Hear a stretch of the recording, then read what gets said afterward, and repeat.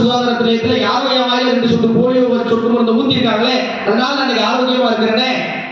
இதற்கு காரணம் ரோட்டரி என்பது நானும் சொல்ல போவதில்லை, ரோட்டரியும் சொல்ல போவதில்லை என்றால், சொல்ல முடியாத ஒரு தொண்டை செய்கிறீர்களே, நீங்கள் தான் ரியல். ட்ரெண்டுக்காக செய்யறதில்லை, தொண்டுக்காக செய்யுங்க. இந்த ரியலான மனிதர்களை பார்த்தா எல்லாரும் நிறைய கேள்வி கேட்பாங்களே. இன்னைக்கு விமர்சனம் இருக்கு, காந்தியை ஃபாதர் ஆஃப் த நேஷன் சொல்றோம். சொல்லுங்க, ஃபாதர் ஆஃப் த நேஷன் காந்தியடிகள். உலகம் முழுவதும் நான் ஒரு இந்தியன் அப்படின்னு சொன்னா வேறு நாட்டவர்களுக்கு முதல்ல மனசுக்குள்ள காந்தி வந்து உட்கார்றாரு. உண்மைதானே? நீங்க வெளிநாடுகளுக்கு பயணம் பண்ணவங்க நிறைய பேர் இருப்பீங்க. நான் ஒரு இந்தியன் அப்படின்னு நீங்க வேற்று நாட்டவர்களிடம் சொல்லும் போது அவங்க மனசுல முதல்ல காந்தி வந்து உட்கார்றாரு. ஏன்? ரூபா நோட்டில் அவர் சிரிச்சுட்டு இருக்காருங்கிறதுக்காகவா?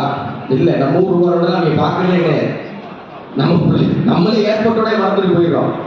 ஏன்னா உலகம் முழுவதும் சுதந்திரத்திற்காக போராடிய தலைவர்களில் தலைமை பண்பை ஏற்காத ஒரே தலைவர் காந்தி என்பதற்காக. எல்லா நாட்டிலையும் புரட்சியாளர்கள் போராட்டம் செஞ்சவங்க சுதந்திரம் வாங்கினவங்க அவங்க தான் தலைமை பண்பு உட்கார்ந்தாங்க. காந்தி அதை தொண்டாக செய்தார். அதனால காந்தி ரியல். அதனால இன்னைக்கு காந்தியுடைய பேர் நிற்கிறது. நாங்க எப்படிங்க செய்யறது? நீங்கள் செய்கிற மிகப்பெரிய தொண்டு என்ன நான் சொல்லுவா, இந்த சமூகத்திற்கு நீங்க செய்கிற மிகப்பெரிய தொண்டு. இன்னைக்கு யாரெல்லாம் காலையில வந்த உடனே உங்க நண்பர்களை பார்த்து கை கொடுப்பீங்க, ஹாய் ஹவாயூ கேட்டீங்கன்னு தெரியாது.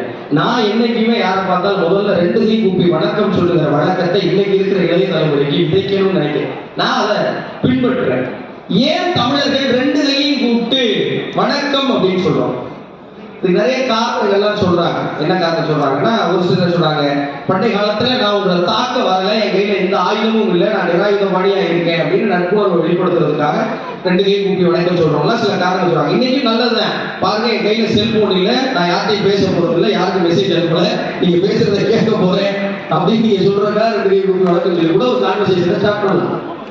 ஆனா வலது கைக்கும் இடது கைக்கும் ஒரே அளவிலான மரியாதை இருக்கிறதா? இல்ல.